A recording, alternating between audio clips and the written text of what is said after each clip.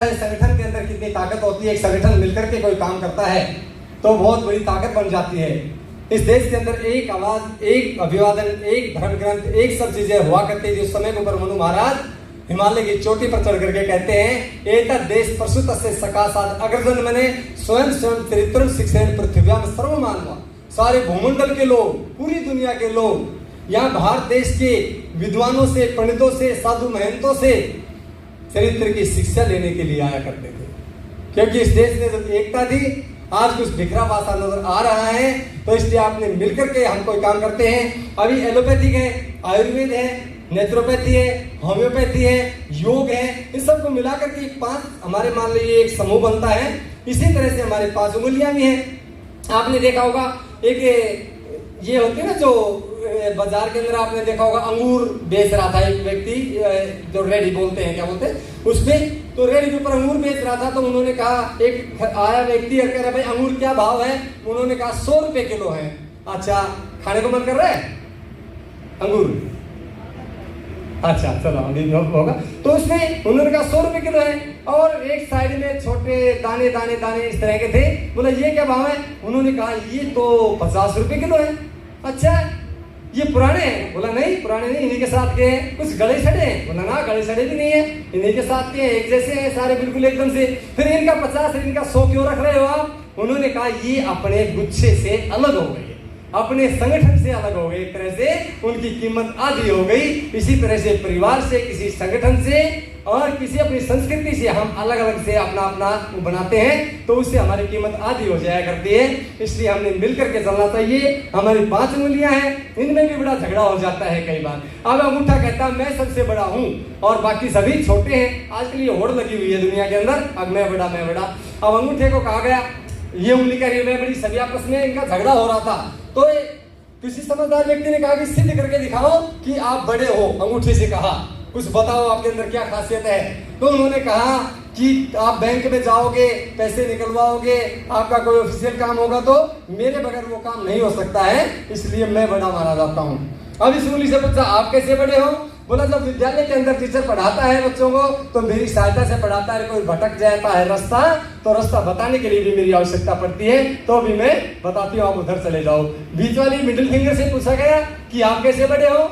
इन्होंने कहा कि मेरे को तो आप खुद देख लो मैं बड़ी हूँ नहीं हूँ, सबसे बड़ी है। अच्छा, मैं रिंग फिंगर से कहा आप कैसे बड़ी हो?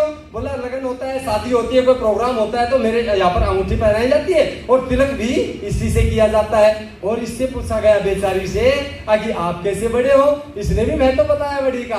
बोली मैं भी बड़ी हूँ। कैसे बड़े हो? इन्होंने कहा घर में चोर बढ़ जाएं और वो चोर पकड़े जाएं, और पकड़ने के बाद उनकी पिटाई करते हैं, जब मारते हैं दबाधम, तो सबसे आगे मैं रहती हूँ, सारे पीछे रहते हैं, तो मैं सबसे आगे मानी जाती हूँ। इस तरह से तो ये है ना, इस चीजों को मिलाकर के हम चलते हैं। योग एक चिकित्सा शैली है, योग जीवन जीने का आधार है, योग एक चिकित्सा पद्धति है, और हम इसको अपना करके पूर्ण स्वस्थ रह सकते हैं। सर्वे भवन्तु सुखिनः की जो पद्धति अभी बता रहे थे हमारे अध्यक्ष महोदय, मुख्य अतिथि महोदय, तो ये चीजें सब करने की है, आप करते हैं। और मैं तो कहता हूं कि योग करने वाला व्यक्ति, आज के योग का विषय है, योग करने वाला व्यक्ति जीवन में कभी थकता नहीं है, कभी टूटता नहीं है, कभी कमजोर नहीं होता है। एक ऊर्जा उनके अंदर बनी रहती है। और कहा करते हैं कि चिड़ियों के पंजों में कभी बाज नहीं होते और कमजोरों के हाथों में कभी राज नहीं होते। और जो थक हार कर बैठ जाते हैं जीवन में, उनके पास कुछ भी हो सकता है मगर विजय के ताज नहीं होते हैं। और परिंदों को मंजिल मिलेगी यकीनन,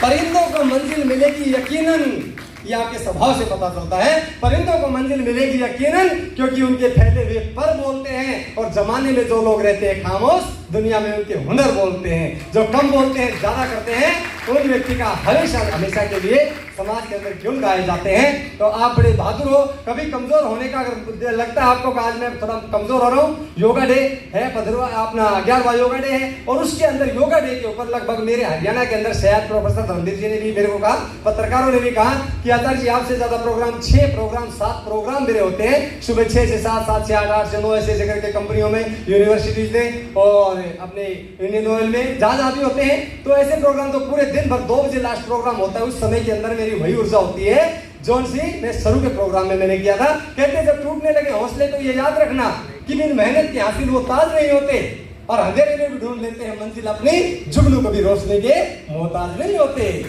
और आप किसी के मोहताज नहीं, आपके अंदर वो ऊर्जा, वो ताकत भरी हुई है कि आप उसको उभार करके कुछ भी कर सकते हैं। और कमजोर व्यक्ति की मेरे को थोड़ा संकेत कर दीजिए, मैं बंद कर देता हूँ। आप बताइए डॉक्टर साहब, बंद कर दूं और बताऊं? अच्छा, तो आपकी बहादुरी के लिए कहते हैं बहादुर कब किसी का आसरा एहसान लेते हैं और उसी को कर गुजरते हैं जो मन में ठान लेते हैं। और दिला और मर्द का लोहा लोग सब मान लेते हैं, मगर कायर में बुज़दिल का पकड़ सब कान लेते हैं।